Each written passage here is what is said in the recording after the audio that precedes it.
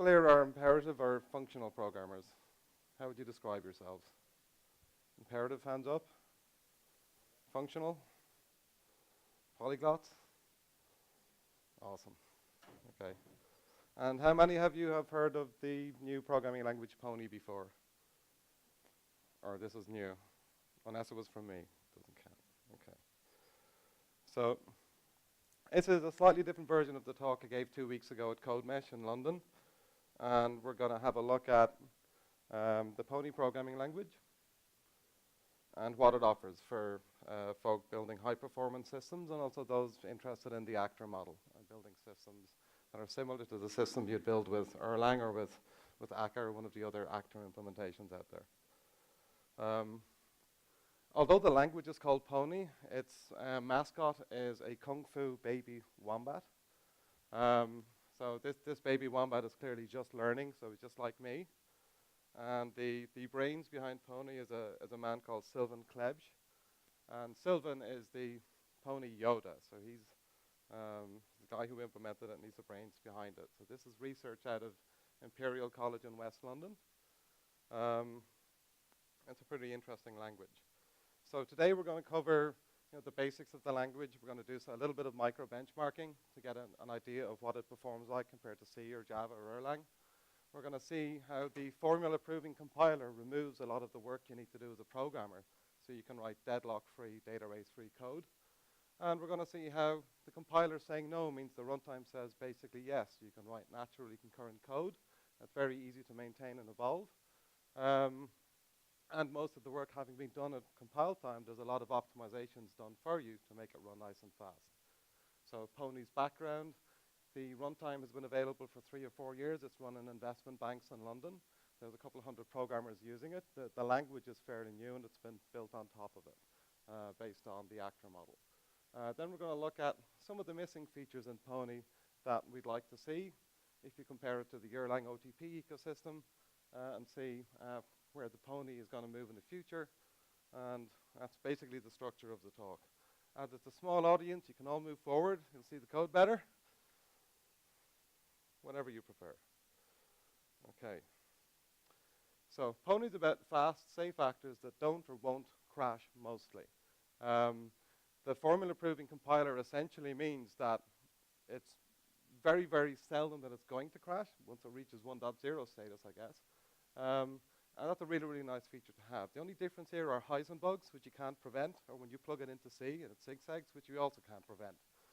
But there are very other rare cases where it will crash for some crazy reason. If it does crash, it's definitely a bug, so the development team will fix it for you. It's not your fault, it's someone else's, unless you're plugging in native code. So it's based on the actor model, which was invented by Carl Hewitt in 1973. The paper is not available online that I can find. I only have a paper copy myself. If you can find it behind a paywall, please send me a copy. This was popularized by Gulaga in 1985. His paper is available, and the foundations of actor programming language really come from his work. And of course, then we have the world's most popular actor-based programming system, Erlang OTP. I highly recommend you read Joe Armstrong's paper, or you watch Erlang the movie, or Erlang the movie 2, which will introduce you to let it crash technology properly. This is Joe 2 weeks ago in London, and this is Sylvan Basics, so 2 creators of let it crash-oriented systems programming products. They have a slightly different style of building systems, languages. Joe prefers to let it crash at runtime. Sylvan prefers the compiler to prove it can crash, which has different properties in terms of the programming language you end up using. I think it's pretty awesome. And it was a pleasure to introduce them at the conference 2 weeks ago. Actors, basically. It's love, right? That's why you're here. I know this is a big imperative programming conference, so it's nice to see there's a few functional programmers here as well. You're all awesome. Okay. So let's go through the language basics pretty quickly, and then we'll go through some of the unique features that make the runtime as interesting as it is. Okay, so it has variables. It has 3 different types. It has let assignments, which are like single assignment variables in Erlang. It has multiple assignment variables, which is like any variable in most other languages. And as of 2 days ago, it has an embed type, which allows you to embed a type directly into a class or a structure without any pointer indirection. So if you're interacting with native code, that's actually pretty important. In most of the other structured types that we'll go through, you'll see that it's the same three forms that are available to you pretty much throughout the language. It's a very consistent language when we start to look at the syntax. Expressions. Can anyone tell me for any of these languages, is a result of A plus B times C, where A equals 1, B equals 2, and C equals 3, 7 or 9? What's, for C++-like languages that follow mathematical precedence, says it's 7 or 9. Anyone hazard a guess? What about small talk? Does it agree or disagree? This is a fundamental problem with most of our programming languages. Even the expression language they give us doesn't actually agree on what basic precedence should be. In Pony, precedence is explicit. You must provide it. So if you're using .NET or Java, you're probably familiar with widening conversions of types. So it'll widen a byte to a short and a short to an integer and so on. Not in Pony, you have to cast explicitly. In other words, the code you read has the exact interpretation of the code that's running. So if you're a polyglot, you don't have to reinterpret the code based on someone maybe or not following mathematical precedence in terms of the expression languages that they offer to you. There's a lot of small, cute little syntax and design decisions in the language that make Pony really, really interesting. Statements are also expressions, so there are no statements in Pony. So an if expression returns a value, and a for loop also returns a value. So in the for loop case, if I'm getting a range between 1 and 10, which is max exclusive, and I iterate over that range, then it'll return the value. Max exclusive between 1 and 10, it'll return the value 9. So that's actually returning the value 9 plus A and multiplying by C. That's pretty cool. Errors. So although it's a let it crash-oriented technology, most of the error handling is done in a formula-proving compiler, so your code can be nice and simple. But we do actually have errors. Unlike Java and .NET, there's no runtime or checked exceptions. They're all statically compiled. They're cheap. They're almost free. And it's pretty easy to use. So you can stick something in a try-else statement. You can handle the error explicitly. That's one way of handling an error. You can propagate the error, in which case you need to signify in your sequence, in this case it's the constructor, that I can actually throw an error, and you may need to handle that. Of course, you can swallow it. And it's just another example of propagating and then swallowing the error. That's it. That's error handling. You're done. There's no checked exceptions. You can't customize them. It's that simple. And that really means that it can be really, really fast at runtime. That's pretty cool. Okay, you can write imperative style code in Pony. This is an actor implementation, which is doing a very simple set of expressions. But it's kind of 13 lines of code, and it's very difficult for functional programmers like me to comprehend. So I prefer this, which is using an Erlang style pattern match. And this pattern match it's clearly much easier to understand, right? Anyone disagree? Anyone think the imperative code is far simpler? No? Awesome. Okay.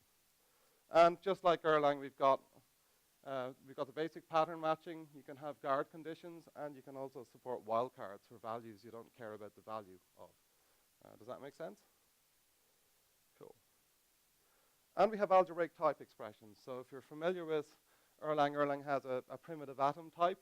So you can use the primitive structure in Pony to achieve the same effect, but we also have algebraic types, so you can create type-safe enumerations of these things. You can create intersections, and you can also create options or alternative types. This is all built in, so you can see in the standard library for the map class, we're using a type, an algebraic type, to say that a key must be hashable and comparable for this particular map implementation, if that makes sense. So this is an example of processing a tuple. So we got a tuple of string and color. We can define it. We can access individual members, and we can destructure the tuple so we can access individual elements. This makes it a very really convenient programming language to use. and to destructure complex types into simpler forms for processing. You could write a peg parser using just matching it against tuple types, stuff like that. It's pretty cool. You can also use the primitive type as a monostate or a singleton. So if you have functions that don't have anywhere to live, they don't maintain any state, they're not stateful, they're stateless, you can create a utility class by essentially adding functions to a primitive structure. So traits. Interesting thing about traits in Pony is it offers a form of nominal subtyping, so they have no field access, unlike traits in Scala. So they have to be implemented in some way by a class or by an actor. Pretty simple. And you want to use them when you want to prevent the other form of polymorphism we have in Pony, which is structural subtyping. So we have both nominal and structural subtyping. So if you want to write reasonably general interfaces, you can use the interface type. And for example, if I want to define a real number and overload it with a pair class, because I've defined an add operation in pair, I can use operator overloading to use a reasonably natural syntax to process pairs in my language. So that structural subtyping style can be very useful for composing systems without the complexity of having to inherit explicitly on a lot of nominal types. Does that make sense? Okay. So classes. So classes in Wombat, unlike classes in other languages, you can't extend other classes, so there's a single line of inheritance. They can inherit traits, and they can inherit interfaces, and they can be constructed or composed of algebraic types, but they can't extend each other. So there's no multiple line of inheritance, there's no diamond inheritance from the implementation perspective. It's pretty simple. We have constructors, so if you want to construct a new class, in this case a Wombat, you can use, this is kind of like a default constructor, you can overload them, so you can set default values. Not really much to say about that. And you can have functions. This function is supporting the named trait we just saw on the previous slide and returning the default string Sylvan. And we can have functions again. Destructive read. So you've seen we've got assignment, but assignment isn't really assignment in Pony. This is quite interesting. We're assigning the current value of A to B and the old value of B to A. So this is a swap operation without a temporary variable. That's pretty cool. And that's actually an extremely powerful building construct in the Pony language. This is very different to most other languages. And we have native integration. So if you're familiar with using JNI or managed C++ or Erlang NIFs and BIFs, ports and drivers, there's a lot of swig-like wrapping code and binding code you need to write. In Pony, it's kind of more like Twitter. You stick an @ in front of something you want to access from the C world. Like here, I'm using standard IO to access sprintf. Or here, I'm taking an actor I've implemented in Pony, and I run the Pony compiler with a -library switch, and it will generate all of the codecs and types for me. So there's no binding code I need to write. It generates it all for me. And it's as easy to use as Twitter, minus the 140 byte limit. And we don't go that far with the Twitter metaphor. Does that make sense? So back to C-like structs. If you happen to be writing serial integration code with embedded devices, you might need to integrate with Termios and set a few flags. And in Pony, as of 2 days ago, we can have a perfectly compatible version of that using the struct class, which was added 2 days ago. So this will have exactly the same layout as Termios in C by virtue of using the embed field type, which was, again, also added 2 days ago. So I actually implemented most of that code last week, and I was able to delete a lot of code to simulate that in Pony just with these 2 new additions. So if you're writing native integration with embedded environments, this is really, really nice to have. And that's about as complex as it gets for native integration. And then finally, the other structural type you have to compose your systems before we get into actors are delegates. So I have a number of traits classes implemented here, and I can compose them together to and then reuse the implementations. So if you want mix-ins, delegates are how you achieve mix-ins in Pony. So in this case, I have a trait wombat, which I have implemented with 2 different types. I have an actor, so they were classes implementing the types. I have an actor implementing the same interface or the same trait. And I can dynamically choose between them. So it's fairly flexible in terms of whether you want to implement or use delegates that are actors or classes that can all be mixed together, which is also quite structurally powerful. There's really no reason you need to extend in the usual C++ or Java sense and chew up lines of inheritance in your code or use abstract classes. This is far simpler and far easier to maintain. I don't use them, that's fine, I like walking. So, object literals and lambdas. So Pony supports higher order functions.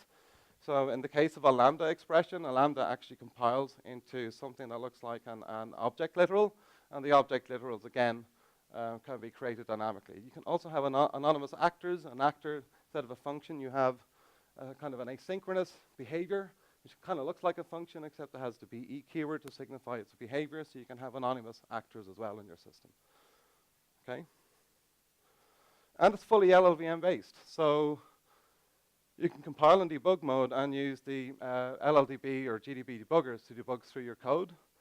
So they didn't have to write a debugger by choosing LLVM. They got all of that for free.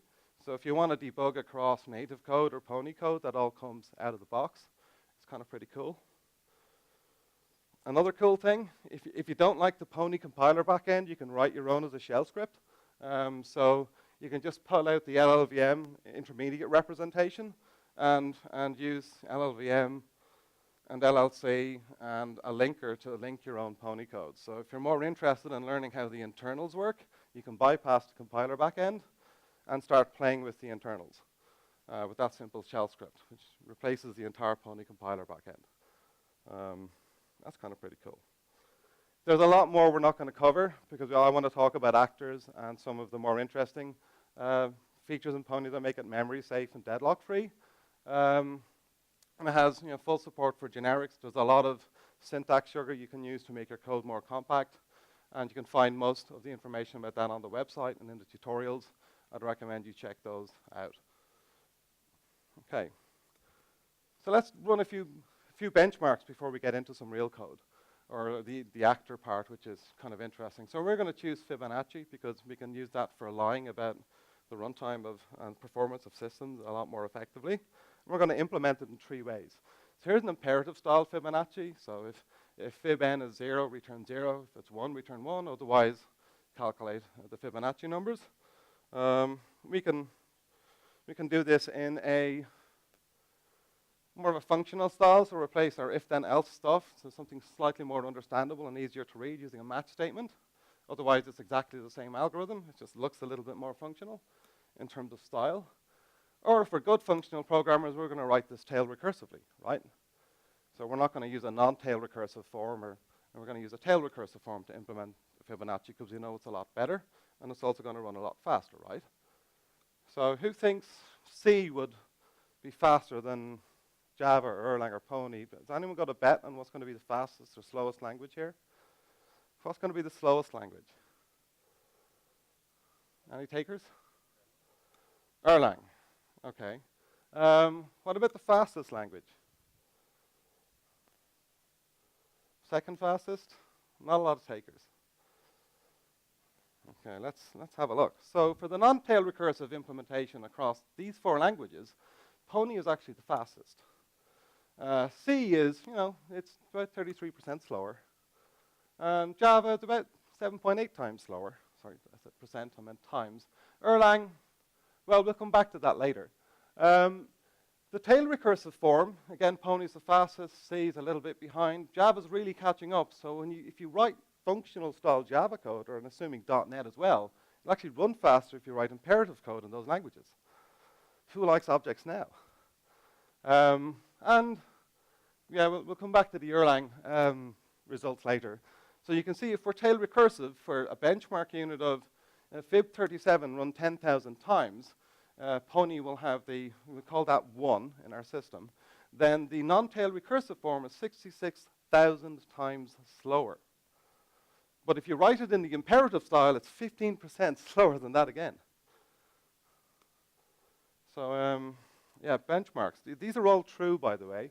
There's a few things that are slightly unfair with this presentation in terms of numerics in Erlang are arbitrary precision. Everything else was a 64-bit kind of long type. So Erlang's doing a lot more work to give you more accurate results, which clearly needs to be reflected in the results. You can determine to what extent that makes sense or not. And there was absolutely no tuning or optimization or any consideration to running an exacting benchmark in this environment. So these are indicative numbers. What you should take for this is that Pony, C, and Java are on the same order, if you will, in terms of performance. So if you're going to pick one of these languages, pick it on the fundamentals of the language and what you're trying to get out of it, the libraries and ecosystems that they support. Don't pick it based on these numbers. That would be a mistake. Okay, on to actors. So who here uses actors kind of every day for their everyday programming needs? Use it a little bit? Okay, so about a fifth of the audience, that's 2 people. So actors, they're basically just like classes, but they can have behaviors. It's really, really quite simple for the rest of the audience that haven't used them. The significant difference being that actors are typically asynchronous functions. They're not synchronous, they're not blocking. They're not executed right now when you call them, they're scheduled, and a scheduler will pick an appropriate time at some point later to execute them. But that's about the only difference. In Pony, rather than being called a fun, it's called a BE. Use that keyword to define an asynchronous behavior. And rather than using a class or a struct, you'll use the actor keyword to define an actor class. But pretty much all of the other differences go away beyond that point. In this case, I have an actor called ping pong. I'm taking a reference to myself, and I'm ping-ponging messages to myself. So I have a highly schizophrenic actor in this case that is messaging itself. Ping, pong, ping, pong. There's not a lot going on inside that actor. But it gives you an idea of how to write actors. The scheduling system behind it works a lot like the Erlang scheduler, so it's deterministic. It's got work scaling under the hood. We're going to look at that in the GC later. So you can tune the number of threads allocated, so the number of scheduler threads that are going to be running, and you can decide how aggressive you're going to be or whether you want to yield to other work on your system.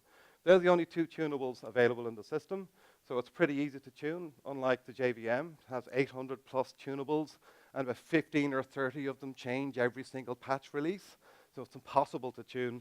It's possible to tune Java without, a genetic algorithm gestating your correct configurations, because a human cannot possibly configure the JVM correctly. Pony, there's only 2 things to choose from, and the effect is obvious if you run top, which one is the one you should choose. It's pretty awesome. It's awesome and it's simple. So when you're writing on actors, you don't want to think about parallelism or concurrency or threading or locks. Just think about what's going on sequentially.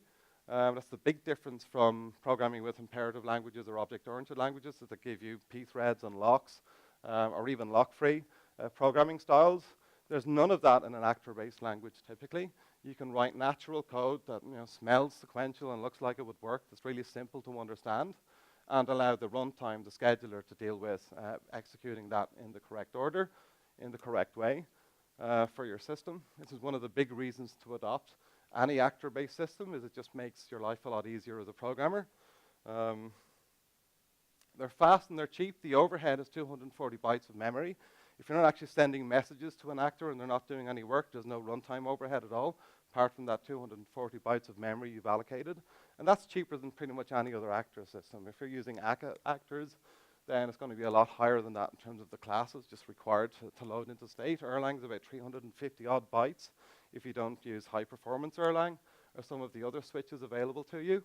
You can have millions on a typical laptop, or billions if you have a nice server-grade machine with a couple of terabytes of memory. So they're pretty efficient. And that really allows for a very natural programming style. But this isn't the thing that makes Pony interesting as a language. What's interesting really comes next. It's the decisions made so that the code that you're writing actually runs deadlock-free and data race-free. So how do they do this? And this is something called capabilities. So it's type safe, it's memory safe, there's no dangling pointers. You can't possibly crash it if the compiler does its job correctly to prove that your code is good enough to be allowed to compile. And if it does compile, because all the work is done at compile time, there's very little runtime overhead because your program is provably correct because it compiled. So when you compile Pony programs, you're actually running a mathematical proof that your code is good. That's pretty cool. So the type system essentially ensures this for you. There is one problem. It's deadlock-free, it's data race-free, but you can still write stupid code as a programmer. So in this case, for example, I have a behavior which is unfortunately using an imperative-style while loop, and this is waiting for an alive event to be received. So if I call this event before, say, calling the kill event, which sets alive to false, will this code stop? Will it ever receive that event? If it was Erlang, would it receive the event and stop this particular actor from running? Picking on Pablo. Hazard a guess? Erlang would actually stop this code from running. In Pony, one of two things are going to occur. If you call loop first, followed by kill, or oh no's as it was called, then it will run forever and it will never receive the kill message. If you call kill first and then you call loop, it will die before it ever gets a chance to live.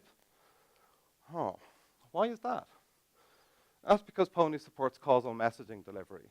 And Sebastian Blessing wrote a really interesting paper on distributed multi-node Pony as part of his master's research, a string of ponies, says that as each message is an effect and previously sent or received messages are a cause of that effect. Causal message delivery guarantees that the cause of a message is always enqueued in an actor's mailbox before its effect.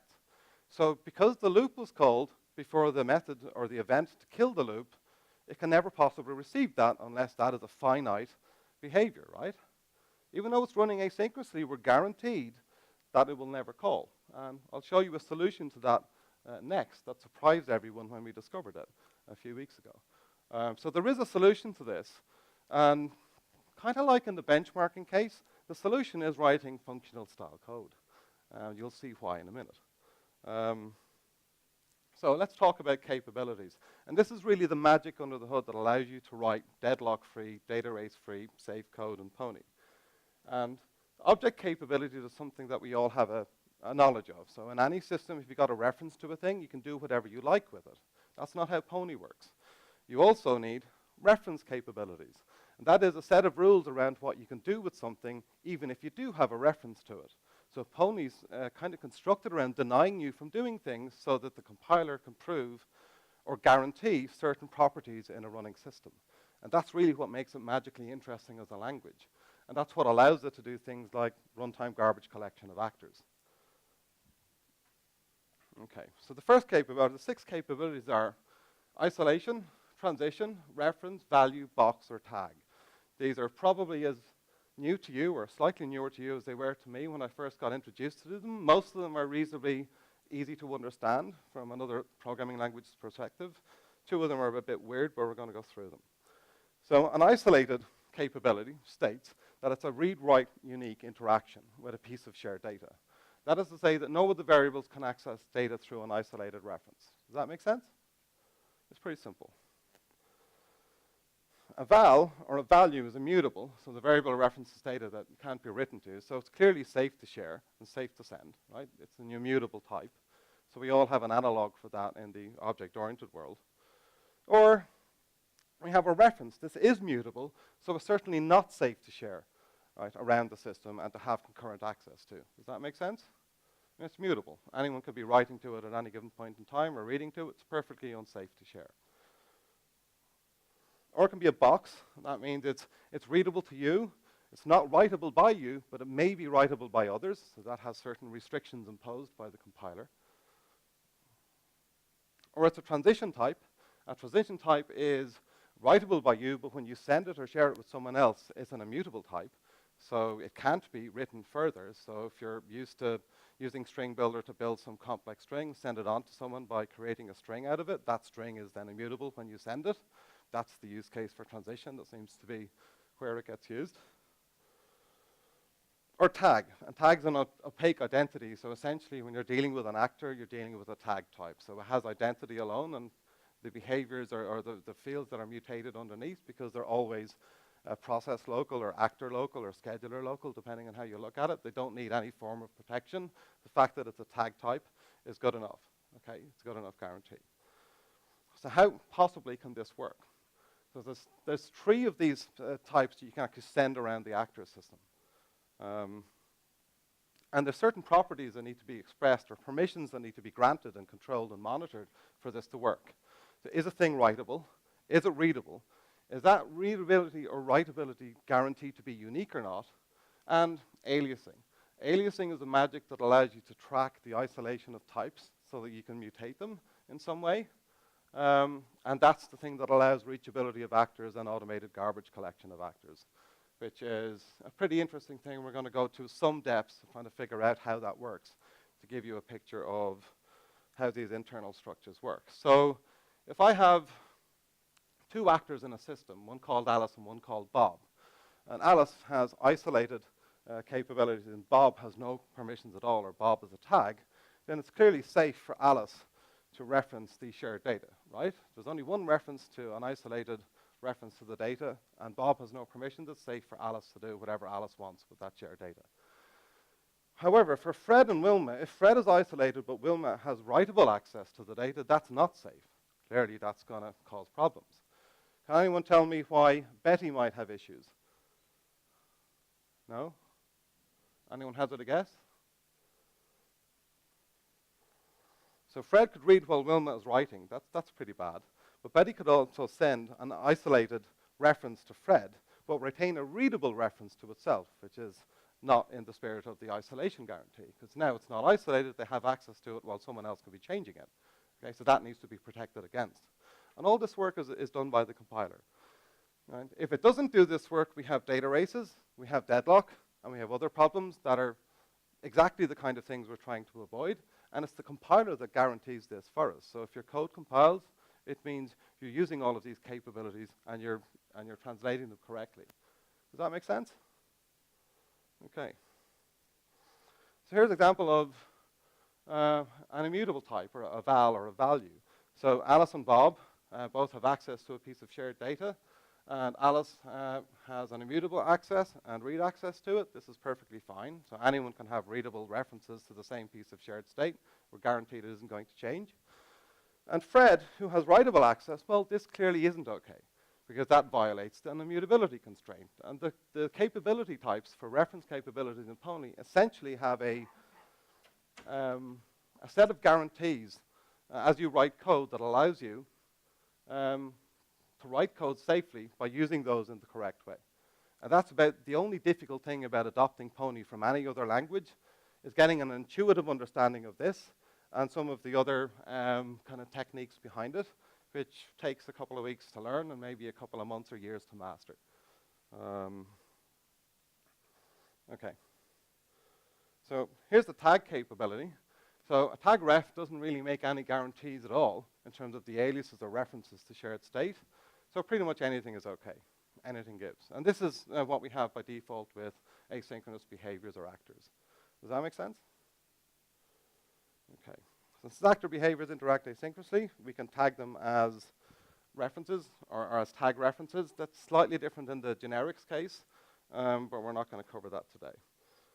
Anymore. Okay, deny properties. So if you look at the properties of these 6 basic types, it produces this matrix of properties.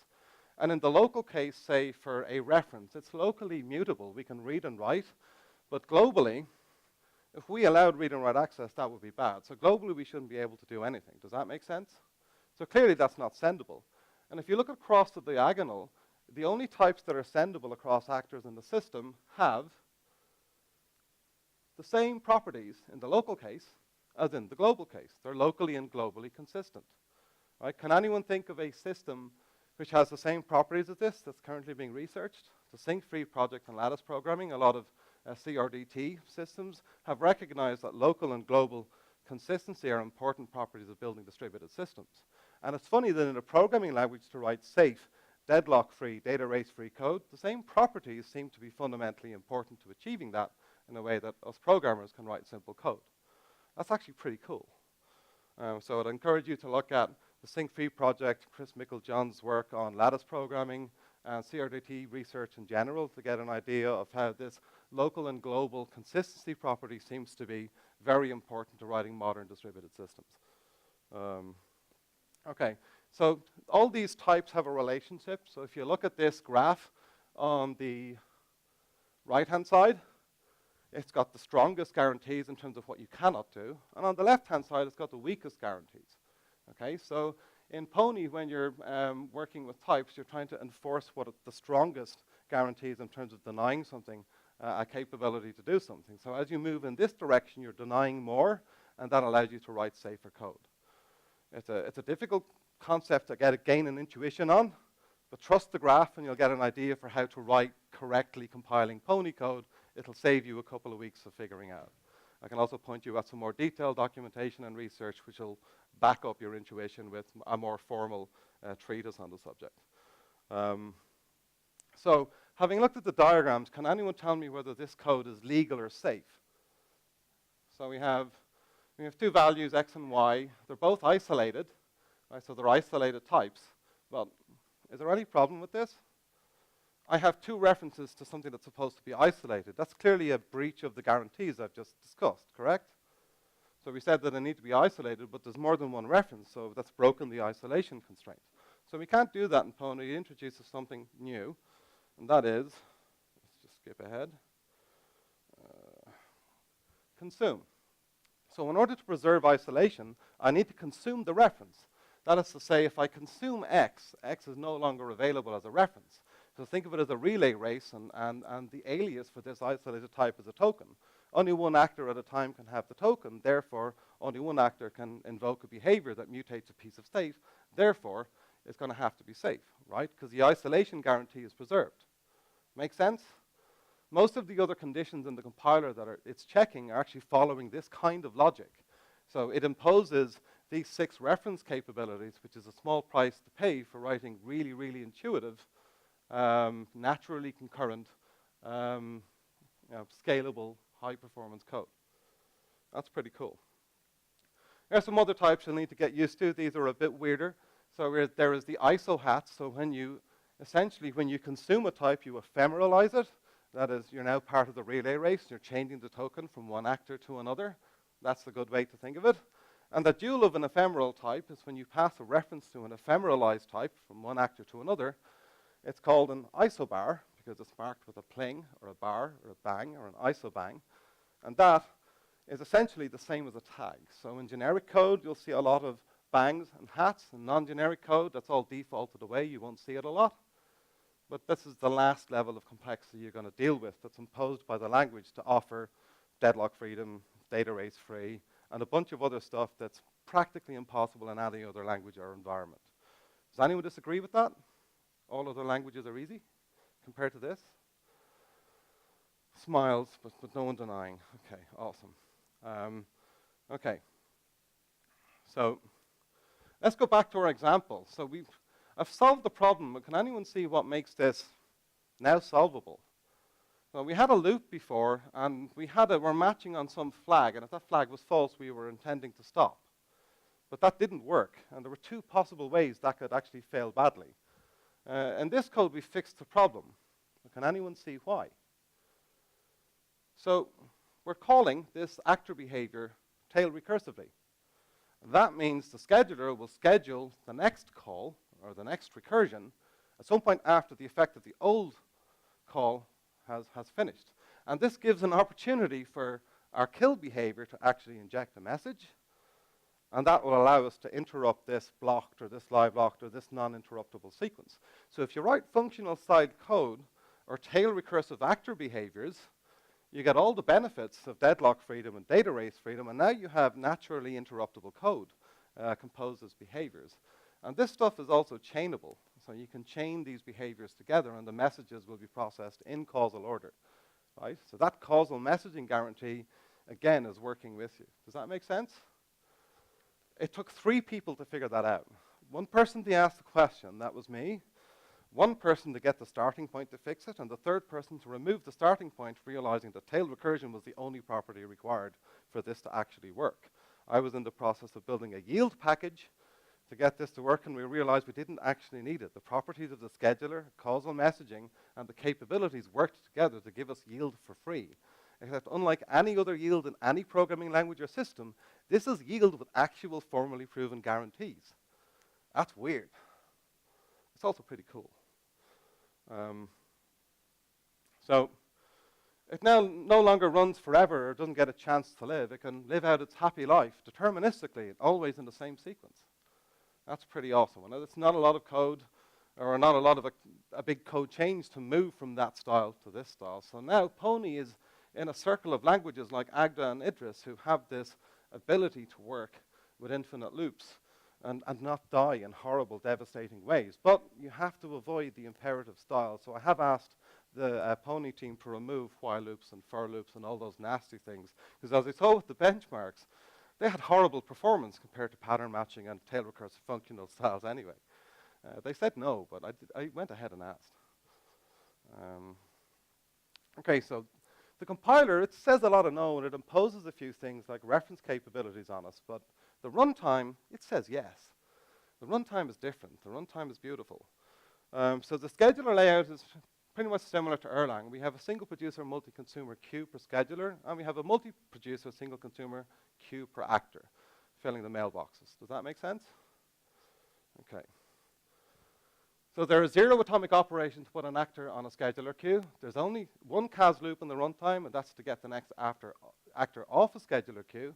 And you loop only when work stealing. So when work stealing is active, there's a minor extra cost or looping cost, but other than that, that's it. There are absolutely no locks. That's why it's deadlock free. And the reference capabilities, that's why it's data race free. Make sense? So for the actor mailboxes themselves, there's one atomic iteration, so it's an atomic exchange, so it's effectively on x86 an XAdd instruction, or boils down to one, to put a message into the mailbox, and there are 0 atomic operations to get the next message out of the mailbox.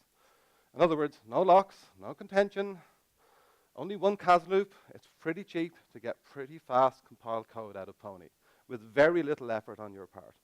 And that's something that's pretty cool. Okay, so let's look at some Linktime optimizations. So you can pretty much call any symbol, even mangled ones from the C ABI. I don't recommend that you do call mangled C++ symbols from Pony because they're not portable. So if you're integrating with a C++ library, wrap it in a C library and call that. Now it is reasonably portable. So I probably wouldn't do that. You can, but it's not worth it. It's got the same overhead as calling from C. There is a minor overhead. It's just about measurable, but that's about to be removed out with another compiler optimization, and pretty much inlines anything that it can. So it's an optimizing compiler, which is about the only reason in those benchmarks you saw before that it was faster. I said there was absolutely no tuning, so I didn't use -03 when I compiled the C code, which is clearly unfair, but I'm admitting that now. But not having to tune a thing is a lot better. You know, C could go the way of Java someday and give you 800 things to configure. Oh, wait. There is about 800 things to configure, which is bad. We want to remove all of that. Now, the garbage collector also, who's familiar on the .NET environment or the JVM with Stop the World? You love it, right? No, see if you DevOps faces now angrily glaring at me for insinuating that that's awesome. Pony doesn't have that. It's all entirely concurrent. There are no stop the world. It's a beautiful thing. If you want to simulate stop the world issues in Pony, you have to integrate it with Java or .NET. That's the only way you get to feel the world waiting for your business logic behaviors to run. You can't actually do it natively. We get rid of all that complexity for you. But it's missing a few things. So if you're familiar with Akka or Erlang, there's gen supervisor. So there's supervisors and monitors and links. So if one actor dies, another actor can get a message. That's a monitor. Or a link is if one actor dies, you can kill another actor. So if you have a supervision hierarchy of actors and a set of related actors in a system die, you can kill them all and restart them all to get back into a consistent state. This is something that's missing in Pony, but the feature has been planned, so it's going to be added soon. Monitor and link will be introduced, and you'll be able to write your own supervisors simply. Gen server and Gen NB server, a non-blocking Gen server, well, a Pony actor effectively is that, so we don't need to write that code. Gen event is fairly easy. I have a few slides where I show you how to implement that. Gen SM is in progress, but it needs some outstanding features. And applications and libraries, well, it compiles it to native for you. About the only thing it's missing is release packaging, which there are currently no plans to implement. So gen event. Let's have a look at actually writing some reasonably real Pony code now that we're introduced to the language. So we need a handler. The handler needs to be able to handle receiving events that need to be published out to some set of interested actors. And we'll need the gen event actor itself that's going to allow us to prescribe handlers to issue these data to, and a means to push data out to those actors. So you see, as this is generic code, which I haven't covered, so that's a capability upper bound, but it's not something I explained. We can see our isobars.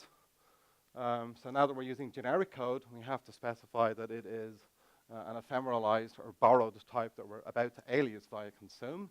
And you can see we just add these subscribers onto a list, and then we iterate over them, sending events out to the subscribed actors. Does that kind of make sense? Does the isobar, the pling marks, make it a little bit more encrypted than you expected? It takes a couple of days of playing to get used to that, but you do get used to it quite quickly. And of course, we need an implementation of a handler. And this one is just dumping out whatever data we receive as a string and printing it out to the console. And then a program to run it with. That's a lot less code to implement gen event that's actually inside Erlang OTP if you've ever looked at the implementation of those kind of generic services inside the Erlang ecosystem. So that's not a lot of code for quite a lot of value in terms of a basic event publishing mechanism in your code. It's done. And none of the callback madness of event emitters and node.js. That's none of that either. That's pretty cool. Okay, so what's happening next in the Pony ecosystem? So if you're writing a lot of generic code, you often get to the point where it'd be nice to compose generics in such a way that you have a certain type for a key, you'll want a certain other type for a value. So if you're matching on identity rather than matching on content or some hash, you'll want to use the appropriate subtypes. There's no way to describe that in Pony now. That's called type specialization. It'll introduce dependent types. So that's been planned, basically. So values as type parameters allows you to use value literals when you're writing generics, another useful thing that you find in a lot of the data parallel languages like Julia. Functional programming style overloading. So rather than using just match as a functional mechanism with the high order functions we get with a lambda and object literal, we'll also get an actual functional syntax. So if you're familiar with Haskell, Erlang, or the other functional languages, we're getting a similar syntax. Monitor, link, and supervisors, which create easy-to-maintain, robust systems, are also coming. Distributed multi-node is very much in research. A string of ponies is the best paper on this right now. They've proven that the garbage collector, the reachability analysis, and the causal kind of detection of and reclaiming of actors and the garbage collection of them is possible by extending some of the internal protocols. But that's going to take a while before you see something you can actually play with.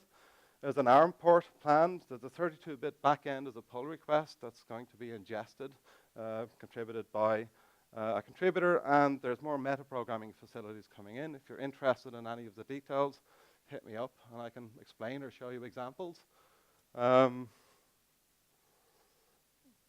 So here's type specialization. So we have kvh, we have a hash function, and in this case we're using a match statement. And if the key is hashable and equatable, then I want to use an equatable hash. Otherwise, I want to use an identity hash implementation in the back end. Does that make sense? This is the only reason why I can't have genFSM implemented yet to show you that, which is probably only 2 or 3 slides worth of code, is this type is really needed to make both identity and hash-based state machines kind of just work without you having to deal with multiple concepts, such as the identity of a thing versus kind of a hash-based lookup of a thing, which is something you want to hide and abstract away. So values as type parameters here, we have a vector, and we've defined a parameter that is actually a literal type, so we can pass that in when we're specializing or creating a type. And here's what our functional version is going to look like eventually. So instead of just pattern matching, we can overload our function syntax, and this will compile into a single vtable entry. And essentially, the pattern matching you saw before will get wrapped into it. This will get optimize and compile, so it's probably have the same performance, but this is a much more convenient syntax to use if you're used to functional programming rather than the other syntaxes I showed you in the micro benchmarks. And it could be your little pony. So it's a reasonably recent project. It's got a very robust scheduler and runtime. It's got a growing community of contributors behind it, myself included. And if you want to get involved as a hobbyist, just as a casual user, or you want to actually get involved with the core team, do some research. I can hook you up with the relevant parties at Imperial College. Join in and help us make it more awesome. So we've got a website, we've got a Twitter channel, and you can catch us on IRC if you have any questions. That's my talk. Have you got any questions?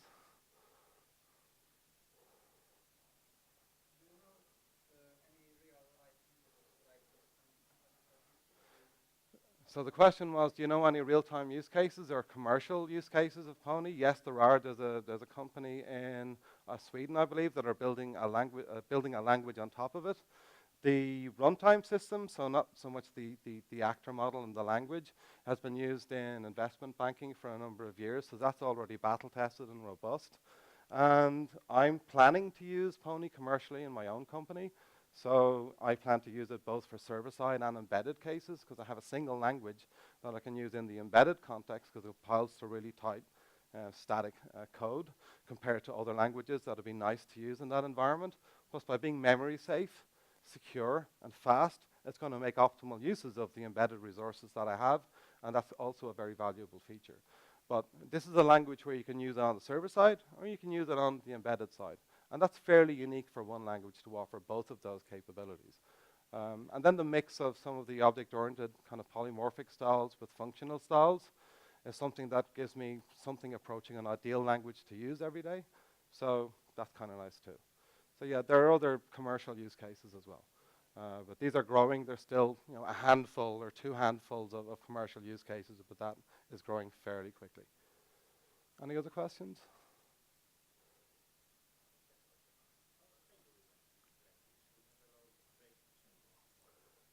Excellent question. How stable is a language? Do you have a lot of breaking changes? The runtime is more or less bulletproof. I find it very difficult to break it, and I do a lot of benchmarking for most of my code. My background's in kind of trading and gambling systems, so benchmarking is something I do when I wake up in the morning. It's very difficult to break the scheduler. I've had one or two small runtime breaks or garbage collector breaks. They've been fixed in a couple of hours by the team. So they're really, really very, very responsive to user need or user feature requests. It's very easy project to contribute to.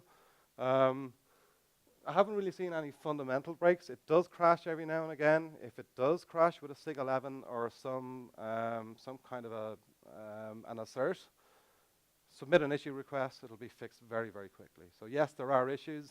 It's a very fast-changing language, so structures and embed were added like in 2 days. And the really interesting thing from the compiler writer's perspective at Imperial College, because it's a formula-proving compiler, there's so much infrastructure in the compiler that they can very easily adapt the actual language itself, because they have a lot of infrastructure inside the compiler to reuse. And the nice thing about that being compiled is it's not running or necessary in your runtime or for runtime type information. That was all compiled out. And that makes the resulting code tight, small, cheap, and fast to run. And that's the impressive thing about the language, is you're adopting it as a regular user. So yes, good question. It does crash every now and again. That's a bug. It's probably the compiler team's fault, and they'll be very happy to receive your bug report and fix it. It's probably not your fault. Any other questions? No? Ferris? Bueller? Are we out of time? One of the best practices of shipping code. I haven't actually shipped any Pony code, so I can't answer that question. You're shipping binary codes, so you're going to have to follow the practices you would for packaging and releasing any other binary project. It's no different. So if you're supporting Linux-based distributions, it's going to be very distro-specific, what tool you use. So just go with the prevailing tools on the environments that you know and love. If it's on Windows, then use whatever the appropriate tools are on Windows. Good question. Any other questions? Comments, observations, feedback? Ferris? Well, you've been a lovely audience. An amazingly small audience, which is my favorite type of audience, because it's less scary for me. And interestingly, I'm talking about two let-it crash-based languages. And the last time I gave this talk, the projection system crashed. What happened at the beginning of this talk? The projection system crashed. So I'm not sure how many talks I can actually do where the projection system crashes, because the inevitable conclusion of a projection system crashing at a talk is a disembodied voice at the end of the room, which happened to him. And that was one of the most amazing talks I ever attended. Pavlo will tell you about it later. Thank you for your time. Enjoy the rest of the conference.